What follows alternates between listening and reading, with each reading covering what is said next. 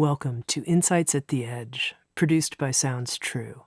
My name's Tami Simon. I'm the founder of Sounds True, and I'd love to take a moment to introduce you to the new Sounds True Foundation.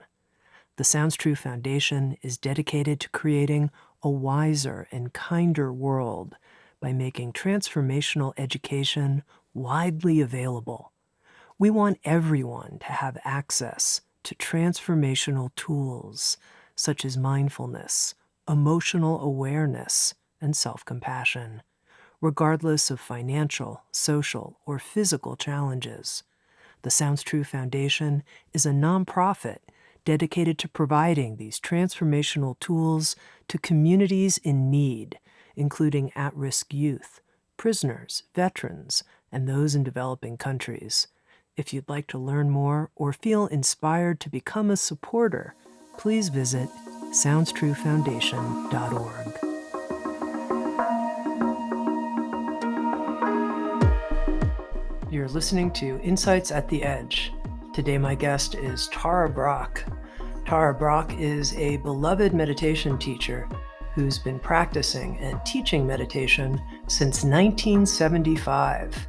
She has a PhD in clinical psychology, is the founder of the Insight Meditation Community of Washington, D.C., and is the author of Radical Acceptance, Radical Compassion, True Refuge, and a new book with Sounds True called Trusting the Gold. Tara's weekly podcasts of talks and meditations are downloaded more than 3 million times each month. And I can tell you, that's a lot of downloads for a podcast for talks and meditations. Tara Brach has also partnered with Sounds True and Jack Cornfield to create the Awareness Training Institute. Through the Awareness Training Institute, Tara and Jack offer a 7-week online mindfulness training called The Power of Awareness, and they also teach a 2-year online training program for people who graduate from the Power of Awareness and want to move on and become mindfulness meditation teachers. It's called the Mindfulness Meditation Teacher Certification Program. And you can learn more about the Awareness Training Institute and Tara Brach's new book, Trusting the Gold, at SoundsTrue.com. In this conversation with Tara, we get right into it. What is the trance of unworthiness? How do we work with our most difficult emotions, those feelings of shame, that sense of being unlovable? As a gateway, Tara calls it a portal to actually discover what in us is gold, what in us is beautiful and pure and loving and kind. Here's our conversation on Trusting the Gold.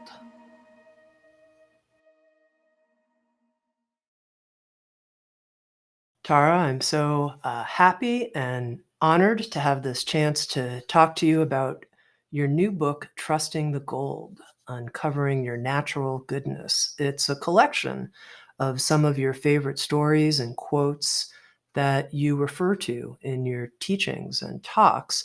And I wanted to start off by talking about the title, Trusting the Gold. I know there's a story that goes along with the title. Let's start there. Yeah, it's a story that actually I tell a lot because it has had such an imprint on me. And so in Thailand, for centuries, there's this enormous clay Buddha statue that wasn't particularly attractive, but just people loved it for its staying power through the centuries. So 6 centuries, actually. So in recent years, and I think it was in the late 50s, the statue started to crack because of this extended drought.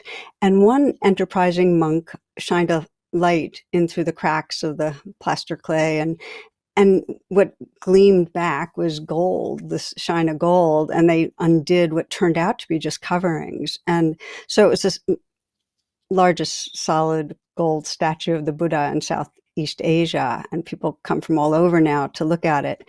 But here's what's so interesting to me is that the monks believe, and historians actually confirm this, that this that the Buddha was covered over with plaster and clay to protect it from invading armies, protect it from, being stolen or destroyed, desecrated, much in the same way that we humans cover over our innate purity to try to get by. We live in difficult environments for many, many reasons. And so we take on our defenses and our aggressions, our way of proving ourselves and just navigating with ego. And we forget who's really there. And that's where the suffering is. It's not that we have coverings, it's part of the natural way that we develop defenses and so on, but it's that we forget the gold. We forget the love and the awareness that's intrinsic. We forget who's looking through the mask. And so I think of this as kind of captures, in a way, the whole path of waking up. It's that we're waking up to remember and realize and trust the gold, and then include the coverings with a very healing kind of compassion. That's interesting, this notion of including the coverings. I think a lot of times we want to get rid of what we see as those coverings, those parts of ourselves that we don't like very much, that seem in the way of our pure essence. That seems like a different turn. It is a different turn because the idea is that we need some coverings. It's just not being identified with them. So that if we're present and kind towards them, let's say I feel like I'm being aggressive or judgmental and I'm present and kind towards that, it becomes more porous. So I can still remember who I am and then sense, okay, well, what degree of assertiveness is needed? So we're not trying to get rid of as much as come into a wise relationship with.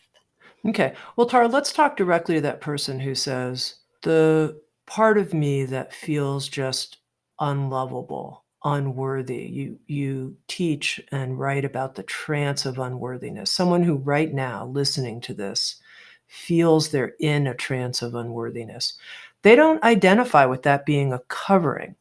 They're like, I am not worthy. That's how it is. How do they move to a place of experiencing that as a covering and not actually the reality of the situation? Yeah, and that is the suffering of it. That what I call the trance of unworthiness is that we believe and feel in our bodies something's wrong, that something's wrong with me, like an intrinsic sense of being flawed. So the pathway is training our attention. And that's, why I put so much emphasis on mindfulness. Mindfulness means that in the moment you're aware of the beliefs and feelings going on, that more of you is inhabiting the awareness and is not so caught in the wave. You're the ocean and you're not so caught in it. So the more we become mindful of the patterns and the more we become kindly towards them, the more we rest in something larger and start trusting that's more the truth of who we are than the waves. And I use ocean waves a lot, Tami, because every metaphor is very imperfect, but I think we can almost get an embodied sense of the more whole we feel, the more we're inhabiting a fullness of awareness, the more we can see the passing nature of, okay, so this is a flaring up of addictive tendency, or this is a flaring up of being judgmental, or this is a flaring up of fear, and not feel like it defines us. So that's where the shift comes in, learning really to offer mindfulness and compassion to the changing waves. Now, we each might identify our own way of how we fall into the trance of unworthiness. Do you think it's important to understand what the sort of early experiences are, what happened in the first few years of our life that created this? You said these coverings are natural. Do you think we need to understand, like, do that investigative archaeological work to know how this occurred, how this, continual vulnerability to this type of wave pattern occurred? Or is that not really, you don't really need to know the why? There's a certain amount of understanding both how we got messaged in our early life, how we got treated, because we end up telling ourselves what others told us, and we end up treating ourselves like others treat us. There's a certain value to that, but I'll even go beyond that. There's a certain value to sensing how things get passed through the generations, how the way we are is shaped by other generations. There's a real value to sensing how society is shaping our behaviors, our attitudes. I love this saying that we're not thinking our own thoughts, we're thinking society's thoughts. And the reason that that kind of understanding um, is part of being freer is it helps us to get it's not our fault. That the suffering or the things we don't like got shaped by forces that are outside of who we are. And when we can see that, when we can see how past generations were traumatized, when we can see how society is just absolutely fueling overconsumption or fueling ideas of how bodies should be, and then we realize we're hating our bodies because we were programmed to hate our bodies. I named that one because it was really helpful for me. I had for probably since my late teens an eating disorder and a sense of body dysmorphia and self-aversion for my body that I struggled with over a decade and a half. And it was very much a part of a culture that says women should have this kind of a body. And if we don't match what the culture says, then we end up hating ourselves. So yeah, I think getting the societal impacts or what our caregivers did, past generations, all helps us to not take it as personally. It's not an intrinsic flaw. It's part of the conditioning. And if it's conditioning, we can alter that conditioning and how we treat ourselves. Would you be willing, Tara, to share more from your own? Let's go ahead with the multi-generational inherited conditioning that you've really had to work with in your life and that journey for you. Sure, I'm glad to. Um, so I was very close with my mother growing up. I was the first child, and she was alcoholic and she was depressed. And her mother was very depressed. And I don't know about the addictions in past generations, but that was the case.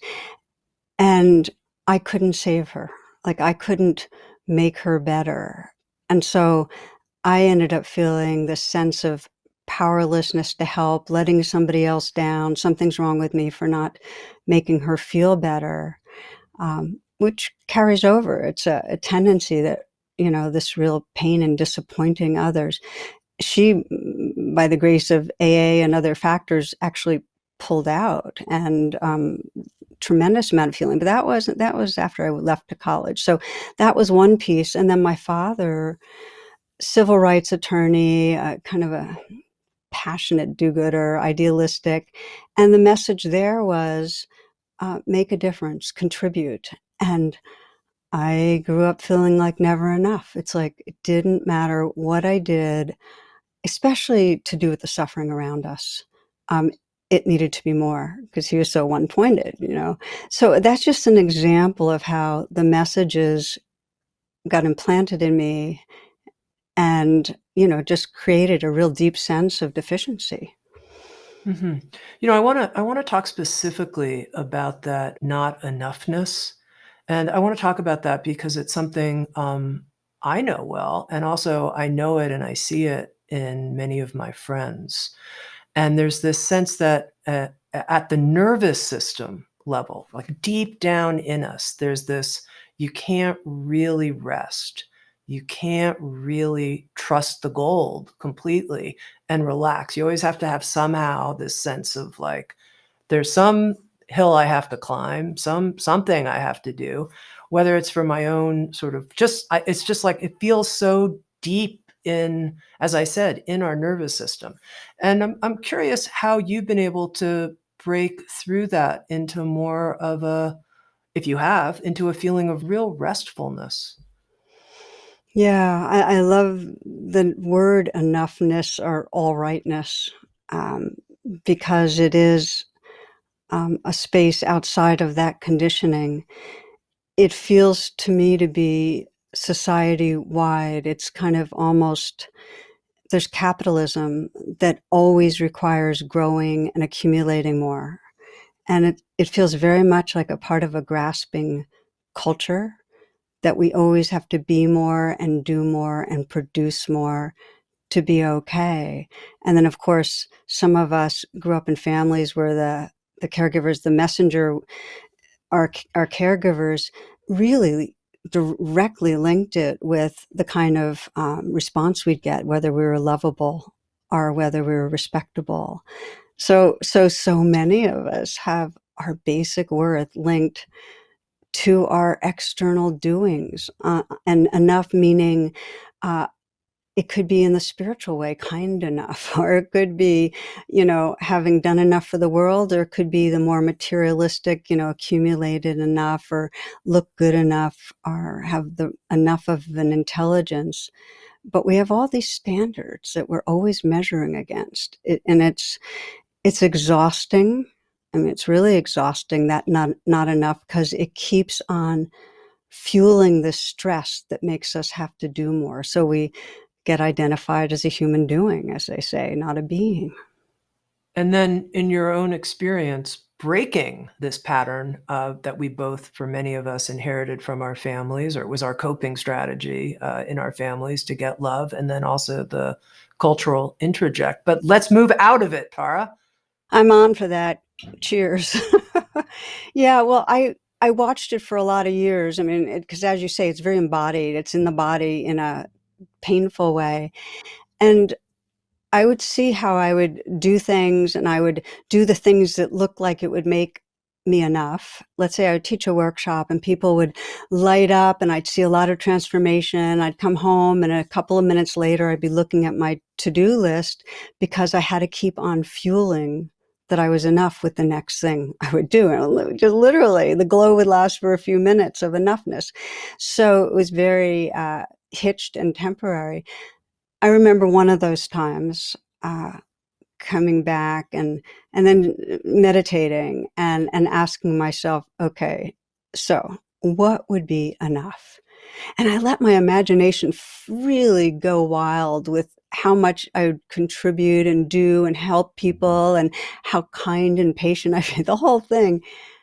And I realized none of the externals uh, would actually leave me feeling enough, because I'd still have the next day that I'd have to go do it again in some way.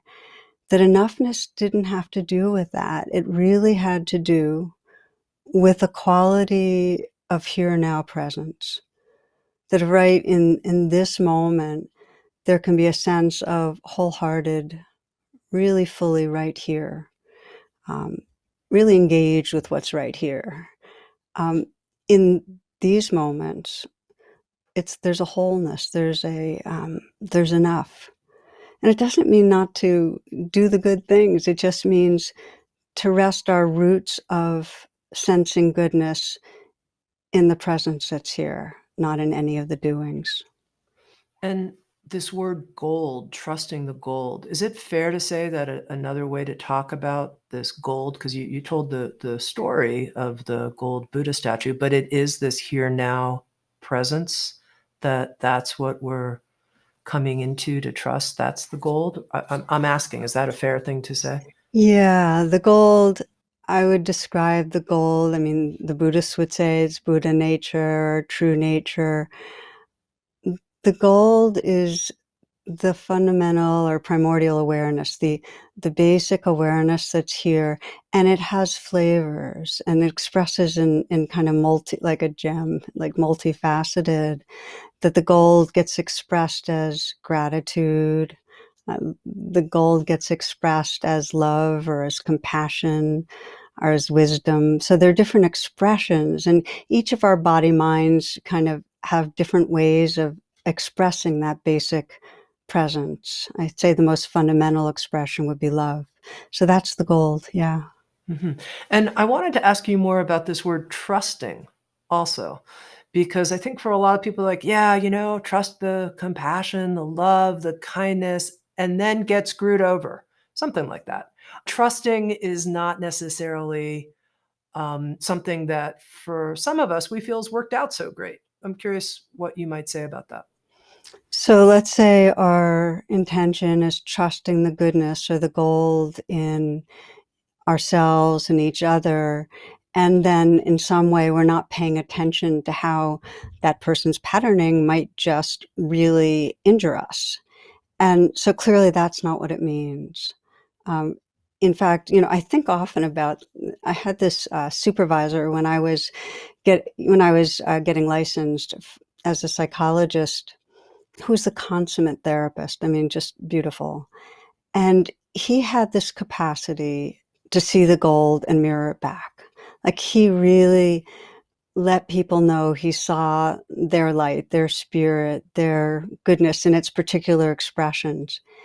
And people would, in that way, be very undefended with him. And then they could ally together to look at how the coverings were creating pain and harm for themselves or others. Um, and he was extraordinarily astute at seeing the coverings.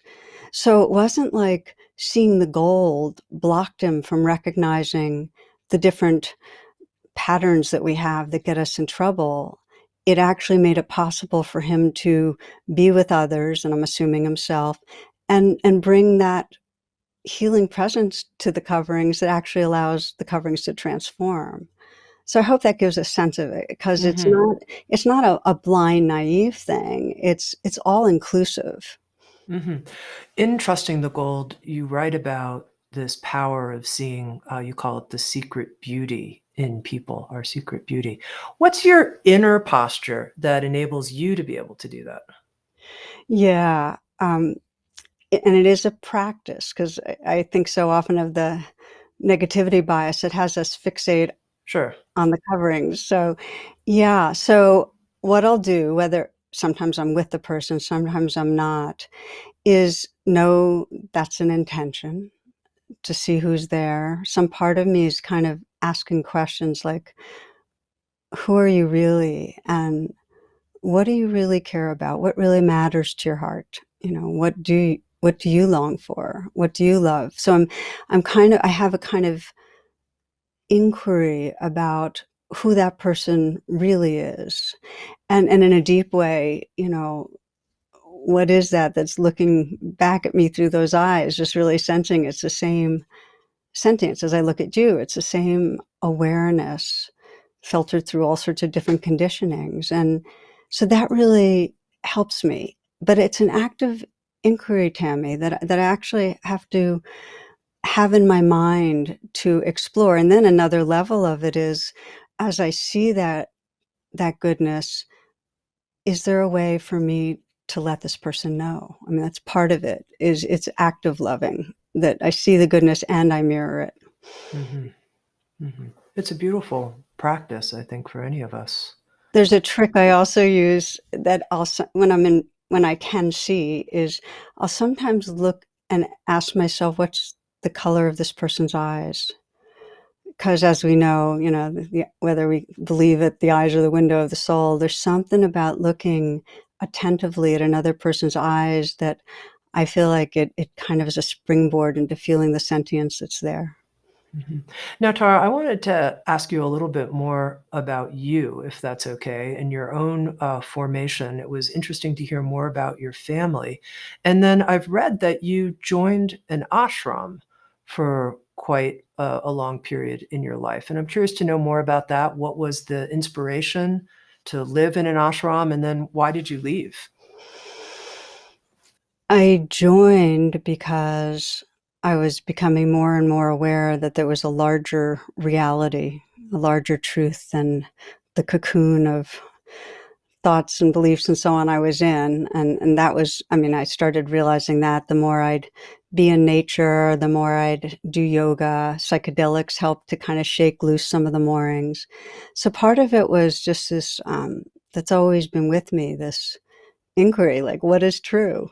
And, uh, and part of it is this longing for communion, for love, they go hand in hand.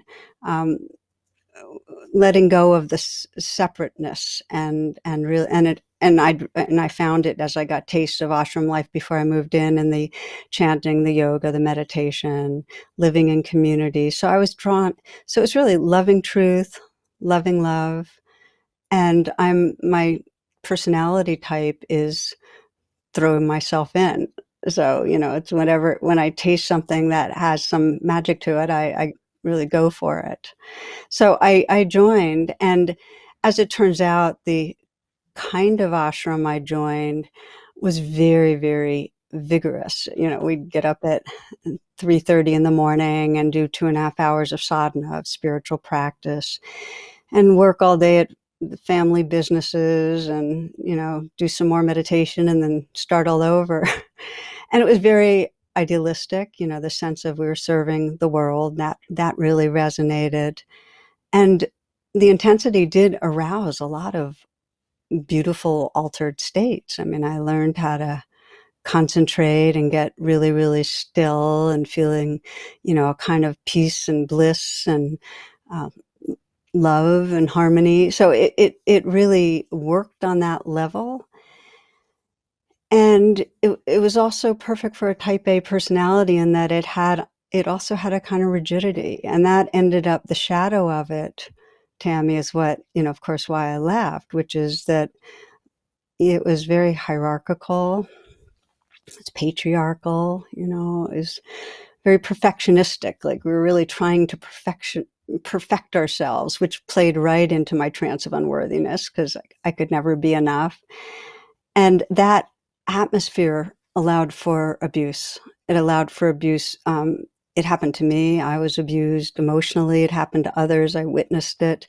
The national leader was an abusive personality type. I mean, he hurt people. And so between that, sexual abuse of young women, criminal activity, that was a strong shadow, and I left. But I did get, and it was hard, by the way, to leave 10 years, and this was my family. And I did get a lot in training my heart and mind in certain ways, but it was a harmful container after a while, very clearly. Mm-hmm. As someone myself who trained in a type A meditation training environment for over a decade, after leaving that community, there are times when I wonder, am I serious about my spiritual journey, or am I now like all into the letting go relaxation path of trusting the beauty of this moment? I don't have the kind of rigor I had when I was training. And then another part of me says, well, good, you're taking a more feminine, balanced approach. But then I wonder, like, am I lazy? So I'm curious what your view is of that, and how we find that balance as people who perhaps tend towards type A type, go, go, go. Yeah, same. I mean, I've often wondered, am I still playing my edge? Am I giving myself as much? Is there something I'm not seeing? And when that comes up, it brings me to say, well, what's my deepest intention and longing? And if I ask that, like in any given moment, I can feel it just as I name it.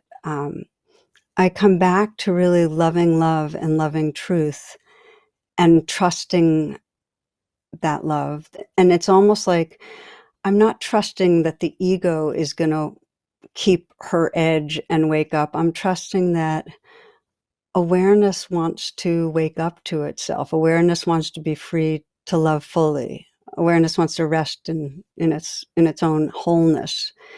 And I really do think of it that way. And so I actually deepen my trust in that it's really okay. Mm-hmm. Tara, I think sometimes people might think of you as Tara. Oh, Tara's the meditation teacher who specializes in helping us deal with really difficult emotions. And I'm wondering what you think about that. Like, do you think that, oh, yeah, that did kind of become part of my specialty? Yeah, I think that's true. I think that's the kind of leading niche, so to speak, because on my own path, I had to spend a lot of time working with difficult emotions and finding that the more difficult they were, the shame, like the sense of fundamental flawedness, our fear. I mean, the more difficult, the more they became this real portal to freedom. So I moved through that path. I have moved through, and I continue to, that pathway so many times that every time I would be with difficult waves, I'd rediscover in a deeper way the oceanness, the vastness, the impersonality, the tenderness of awareness, that it became part of my passion to explore all the nuances of that with others. But it doesn't seem to leave out much when the more I kind of feel what it includes, because for people that really go into it, opening to the waves that are difficult actually ends up revealing what's sometimes called non-identification, that it's really empty. So there's a very deep wisdom that wakes up, and it's filled with caring. So it's got the whole, everything that I love about it, the truth and the wisdom and the loving and the communion's all there. Let's see if we can make it really real for someone, this idea of something like shame, which doesn't feel like a portal. I think to many of us, it feels like, a terrible dead end where I'm, spinning around in a shame cycle. How could shame be a portal? And maybe you could share from a personal vantage point how shame was a portal for you in some sense and what that was like to pass through. Sure, gladly. And there's been 10,000 rounds of it, so it's a very familiar pathway. And although shame doesn't appear that much anymore, I remember when I got sick, and this was in my early 50s, and I spent 4 or 5 years pretty sick. It was a spiral down, and I didn't know if I'd get better, and so there was fear to it. But one of the most dominant feelings was I was failing in some way, that I was ashamed that I wasn't taking care of myself better, and I was ashamed that I wasn't a better patient, that I didn't like the sense of irritation. I didn't like the impatience that would come up in me. The more tight I'd get with not feeling well over a sustained period of time, I didn't like the self who was sick. And I remember working with that, Tammy, at one point, just realizing how I had added to all the unpleasantness and pain of sickness, a sense of bad self. And I got really dedicated, because as soon as I really got it, I wanted to, the way I describe, kind of love myself into healing. So I really focused in on that feeling of shame about who I am, that, here I'm this Dharma teacher and I can't even get sick and still stay connected, And it was really powerful, because I went right into the core of the shame, that old sense of failure, of not enough, of therefore not being lovable, because that's where it goes, that I'm going to be pushed out. Shame has this sense of something's really wrong and the fear of being rejected for it. And when I could get in touch with that depth of I'm unlovable, and feel the suffering of that, just really feel the suffering of it, that's when there's a kind of a tenderness, like something larger felt tender towards the shameful place. And that was the beginning of really offering a kind of self-compassion, where I really allowed myself to feel bathed in kindness, like, oh, this hurts. And I found it's really important to recognize this hurts. It's like, ouch. Because if we can really get, the sense, the kind of, it's like the landscape of this incarnation and how this being is hurting, there is a natural tenderness that arises. It's the beginning of self-compassion. And that self-compassion was incredibly full and incredibly healing. Like, I felt really washed in loving presence. and dissolving into loving presence until it just became so clear. My identity was not a sick person. My identity was not a sick person falling short. My identity was not a sick person who would never get well. It was like those were the coverings.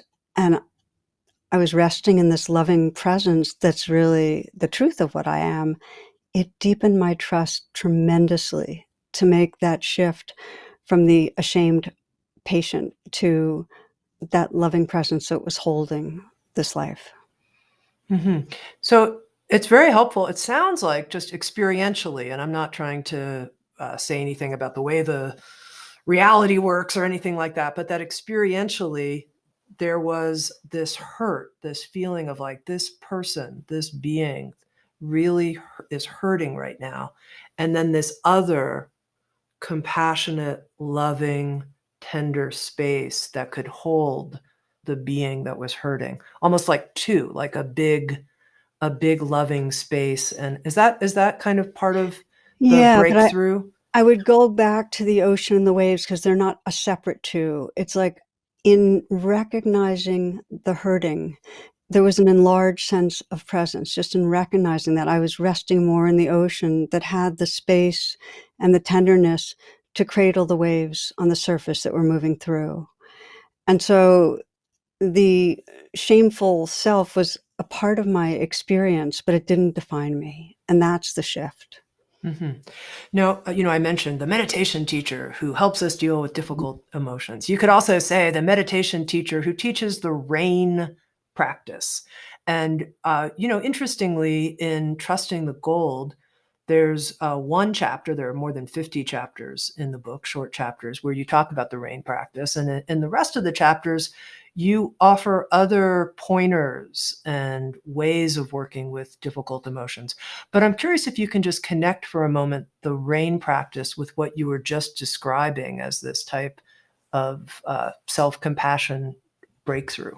Yeah, yeah. So rain, it makes it sound like rain's some sort of a very particular practice over there. And it's actually, I think of it as applied meditation. It's bringing a weave of mindfulness and compassion to wherever we're stuck.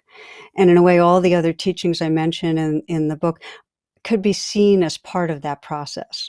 But putting that aside, RAIN is an acronym. It was first, just for those who are not familiar, Michelle McDonald, who's a wonderful senior Buddhist meditation teacher, first coined the acronym back, I think, in the 80s or 90s.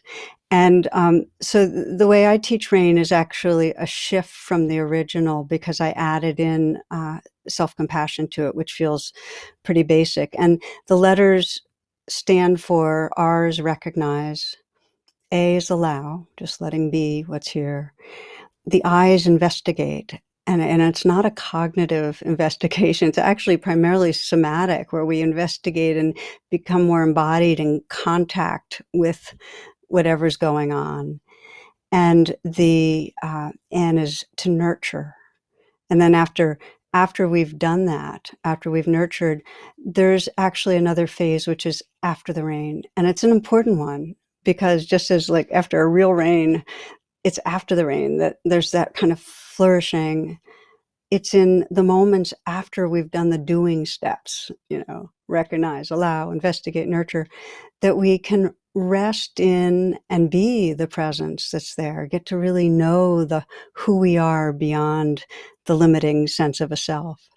So in the example I just gave you, I was doing rain. I was recognizing that I was feeling the overt feelings that first got to me was self-judgment and feeling really down, feeling really grim and depressed. And then I'd allow that to be there. Just allow means you don't judge or try to fix or in any way try to avoid it. Just some moments of just let it be there. And then the I, investigate, I ask myself sometimes, whenever there's some suffering, what am I believing? Because there's always a belief that in some way something's wrong. And I could sense that, something's wrong with me. And then the investigate is to somatically feel that in the body, that squeeze that's kind of fearful in the chest and that kind of hollow in the belly of just a sinking feeling. And the more I opened to it, and the more I sensed how many times in my life I had been contracted into that sense of something's wrong with me, that real, ouch, this hurts. That's when I could feel it's kind of like a moisturizing, like a tenderness start to open up.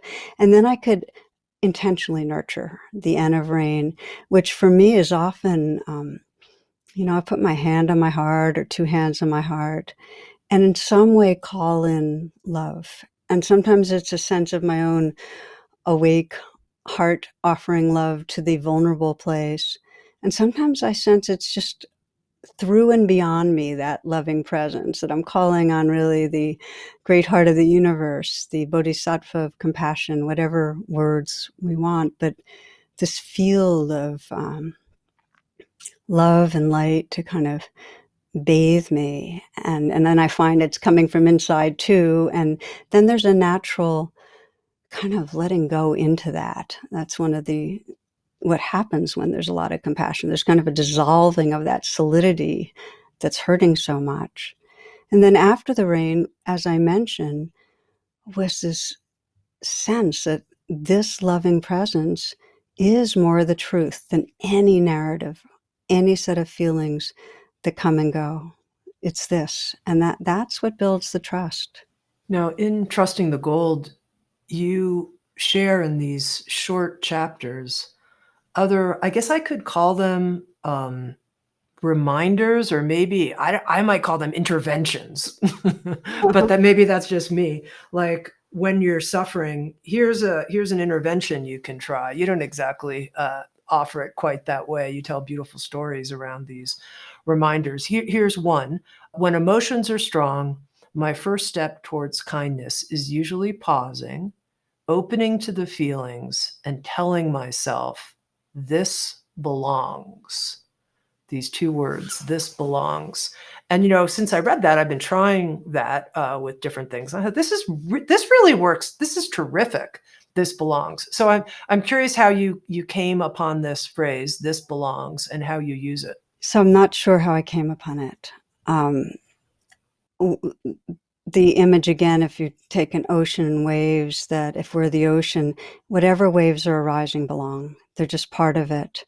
They're not going to last forever in their current shape, but they're part of it. And by acknowledging the truth that they belong, in that moment, there's more space that opens up.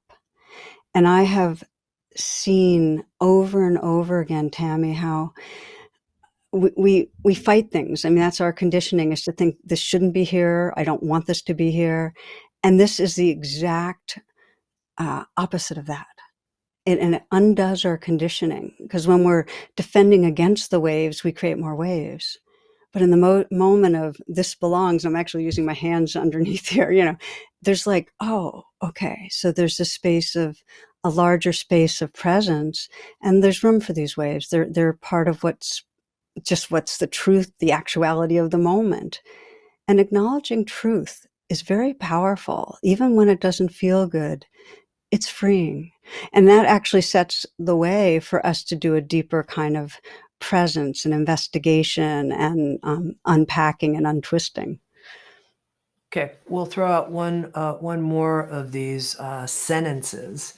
It's in a chapter called Meet Your Edge and Soften. And you describe what it's like to say to yourself, sweetheart, just soften. And I wanted to hear more about that, this softening process. Yeah. Well, it's an embodiment practice. And if you imagine you have some ice and you put it in water, it melts and it becomes water. And so the same thing when the body has those contractions of fear or shame or anger, whatever it is, um, and we actually invite softening. There's a natural letting go of the tightness. And by inviting it with kindness, and just even a gesture of kindness, even remembering the word kindness, ends up creating a space for softening. It just does. So what I'll do is feel that ice cubeness, and in some way, invite it to dissolve. Let's say, do you feel ready to let go? And that really helps, just the inviting. And what I'll find is that the edges start getting wavery, and there's a kind of releasing into the surrounds, into the kind of full field of awareness that's within and throughout. And presence actually gets stronger.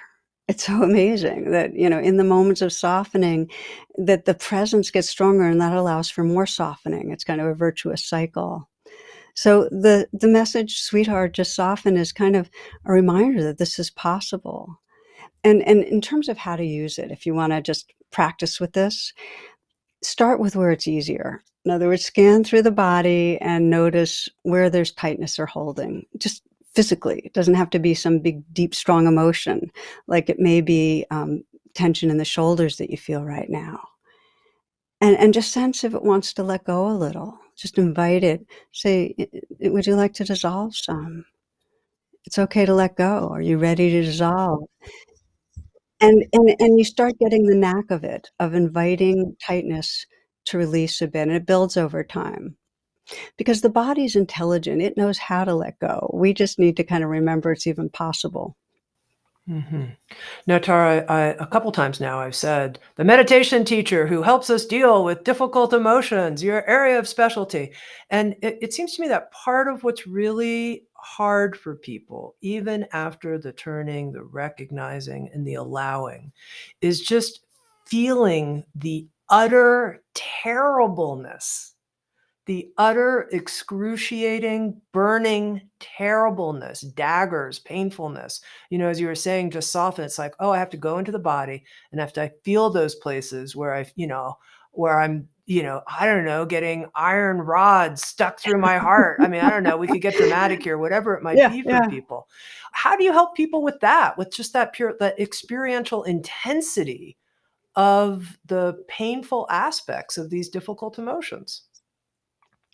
Sometimes they're too painful and it's not useful. So I just want to name that. When there's trauma and there's a sense of panic or terror, and the invitation's not, we'll dive right in and open it up and let it completely fill me, that it could be re-traumatizing when we're not resourced enough. So I want to name that these approaches have to be gradual, have to be done intelligently.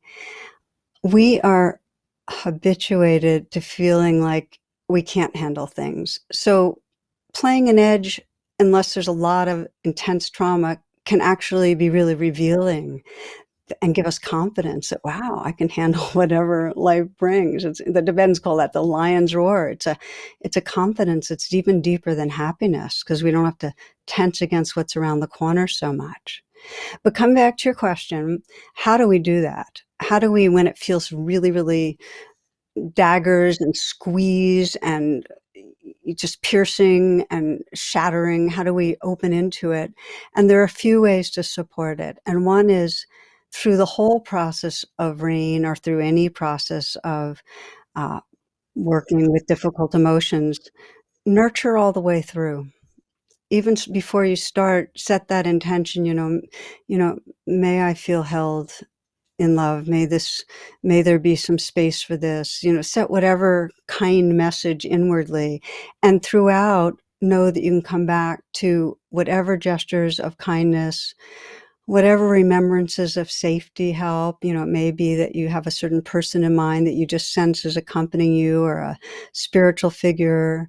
It may be that you sense the natural world of trees and streams, is that you're part of that, and that energy supporting you. In other words, bring in what helps to make room, to make it easier. And very specifically, when I get to investigate, I often put my hand on my heart, Tami, because having my hand on my body, first of all, communicates a kind of tender presence. Like I'm accompanying myself. And we need company. When we're scared, we feel separate. We need company. So I'm accompanying myself. And also, putting a hand on the heart begins to quiet down the sympathetic nervous system, begins to calm us anyway. I'll do long, deep breathing with something that when there's real agitation, so that there's ways to modulate our agitation as part of this. And they're fair. We can modulate some, and we can breathe and have our hand on our heart and still kind of lean in and invite the difficult places to express themselves and offer presence. And it's it's kind of an art that we gain more and more strength in as we practice, but it's doable. And I find that the more intense, as I mentioned earlier, the more I open to it, the more openness is there, the more I can trust the power of that openness and awareness. It's helpful. It's inspiring. Thank you, Tara. Okay, let's talk more about your mom, but in this context, which is you have a chapter in Trusting the Gold. Is this universe a friendly place? And you share a conversation that you and your mom had after you gave a Dharma talk in which you were teaching on basic goodness, that is the nature of our world, our universe. And your mom asked you some challenging questions. And I'm curious if you can share some of that dialogue and talk to us, those people who say, is the universe a friendly place? I'm not sure. I believe in my own basic goodness inside. I believe in yours, but the whole universe itself, it might be more of a neutral place. It might not have a valence towards friendliness. I love this question. So that's a quote, as you know, from Einstein. He says this is the most basic question we need to ask ourselves. And he goes on to say, what happens if we believe that this world is intrinsically unfriendly? He says that we'll use all our technology and all of our resources to create bigger walls and weapons. And he says if the other side, if we believe that it's friendly, we'll use all of our technology and all of our resources to deepen our understanding of this world we're part of. And so, in a way, just to say that how it happened with my mom, I was giving a talk on goodness, on really trusting the goal, because there's not a difference between trusting in the basic benevolence or goodness of this world and trusting the gold. And my mother was there. She had moved down to live with us, and so she regularly would come to my Wednesday night talks, which was totally a blast because we'd drive back together and talk about the themes. And she was a philosophy major in college, and she loved challenging me. Even when she agreed with the sentiments. So on this one, oh my God, she really went to town. She said, where's the basic goodness in racism or social injustice or capital punishment? She was avidly against capital punishment, or humans violating each other and destroying the earth. That was the kind of thing. And then she went on to say, what makes goodness more basic than badness? What makes love more basic than hate? All the kind of questions people ask. And she said, I'm voting for neutral at best. And I can imagine a lot of our listeners are right there with your mom.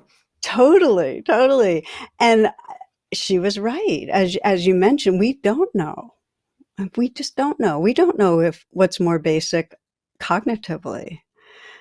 We don't know if love's more basic than our human capacity for hatred and cruelty. And in current times, I think that it's really hard because we're seeing such a spike in fear that we're seeing all the kind of limbic reactivity in the universe come out. So we don't know. There's no logical proof. And I completely acknowledge that. And I shared with her why it was so meaningful to me to trust goodness. And I described, my own experience, just as you said, really, my own being, the moments of loving presence feel more true, more like home, more a priori, more basic, more whole than the changing waves. And I sense that this life is no different from any other life. It's all from stardust, it's all life forms emerge from the same source. And we might play things out differently, but we all have the same basic uh, capacity. And when I trust that loving awareness is our essence, that it's really that the universe springs forth from it in some way, um, it's helpful. And the way it's helpful is I actually, if I sit here and feel like that's the source, it allows me to live more from love, less defended, more open. It just helps me in how I live. And in fact, my main mantra, if there's self-talk, the main thing I tell myself is trust the gold. Like if in this moment I say trust the gold, I get more sincere. It's like just reminding myself of that brings me more embodied into feeling what I care about and living from that. So I'll just say one final thing, that my mom, especially in the last few decades of her life, she saw the best in people and brought out the best. She was really loving. She lived as if she trusted the gold, even if she may have challenged it, cognitively. So I think it's a powerful view to take on. Like, really, what happens if I trust the gold? Just to ask that and see what happens. I found it really transformational. Now let me check something out with you, Tara, because what I also hear you saying is, if we come into trusting our own goodness inside, actually, if you take all the coverings off inside, underneath, that the essence of who I am is this pure, kind, generous, loving presence. And I know that that's what's underneath. That then there's a sort of logical extension, because I'm part of the universe and that's what I am at my core. That's what the whole universe is. Like that's kind of what you're saying. Like we're investigating ourselves, and that's like a node or a gateway or something into what the whole universe is. Is that part of what you're saying? That you're Yeah, experientially, that's the path for you? yeah. And I can describe it logically, like, well, I'm made of the same stuff as everything else. I come from, sensing that awareness is the source for this life form. It's going to be the source for all life forms, different ways of developing and expressing and getting stuck. And there's more. It's also that the more I am trusting that goodness here, the more I look at you and it's just so clear what's looking back at me. And the more I see it, the sacredness in all life forms, and in the trees and the animals. I mean, it also, trusting the gold either can bring out a lot of compassion. Like I think of factory farming and, sensing all these beings are, really arising out of the same sacred essence, and the horror of the violation. It's like, can't we value all of life? Because I really do value all of life. Doesn't mean I don't forget and get smaller and make hierarchies in my mind. I do. But there's a waking up out of that and seeing something that feels deeper and more true. And then finally, Tara, this podcast is called Insights at the Edge.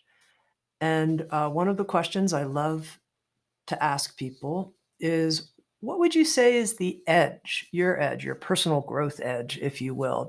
What are you currently working with right now as a person?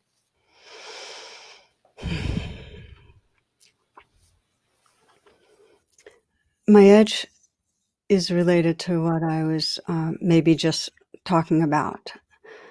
That in recent days in particular, Tami, it's gotten to me in a more full-bodied way, the realness of how many current species may not make it, probably won't make it, how our earth body is threatened. I mean, it's very visceral. And then the suffering of the most vulnerable people. And then all the way fears are inflaming white supremacy, that's caused centuries of violence and just keeps on going. Then I mentioned factory farming. It's like, it's very visceral. And it's really in me. And what happens when I am just that feeling it is this voice comes up. Well, what else can I do? It's so bad. I need to do more. I mean, we're in such bad shape. It's wrong not to do more. And then I have to reface the reality that my health won't last if I'm much more active than I currently am.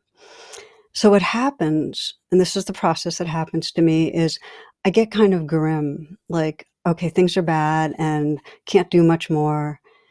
And then when I notice that grimness, that's kind of the view there, and I open underneath it, then I weep, It's like I really feel the sadness.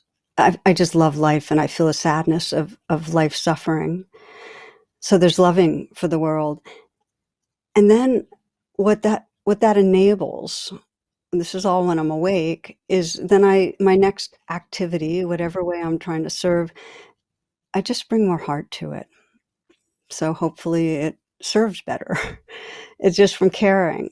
It's not about doing more. It's that Mother Teresa, fabulous line of doing small things with great love. So, but that's my edge, because as I mentioned it early on, I have a lot of conditioning to always should do more. And now seems a time that the world needs a lot of caring and a lot of active engagement. Mm-hmm. Well, I think you'll be glad to know, Tara, that there are a lot of us with you doing our parts, the listeners of this program. And so you have a lot of accompaniment. Each of us can just do our part. And that is the wisdom and the goodness of it, Tami, is that it's not an individual self. It's beings holding hands that care. And that is a refuge. Yeah. Mm-hmm. Wonderful conversation, Tara. Thank you so much. Yeah. I've been speaking with Tara Brach. We've been talking about her new book with Sounds True. It's called Trusting the Gold, Uncovering Your Natural Goodness. With Sounds True, Tara Brach has also partnered with Jack Kornfield to create the Awareness Training Institute. The Awareness Training Institute offers a 7-week online mindfulness training called The Power of Awareness. And then people who have taken the Power of Awareness, some may choose to go on and actually become trained as meditation teachers. Tara and Jack have partnered together with Sounds True to create the Mindfulness Meditation Teacher Certification Program, a 2-year online training program. And you can learn more about the Awareness Training Institute at soundstrue.com. Thanks everyone for being with us. Thank you for your part, metaphorically, if you will, holding hands here. Corny as it sounds, with Tara and I, all of us connected. Thank you. Thank you for listening to Insights at the Edge. You can read a full transcript of today's interview at soundstrue.com/podcast. And if you're interested, hit the subscribe button in your podcast app. And also, if you feel inspired, head to iTunes and leave Insights at the Edge a review. I love getting your feedback, being in connection with you, and learning how we can continue to evolve and improve our program. Working together, I believe, we can create a kinder and wiser world. SoundsTrue.com, waking up the world.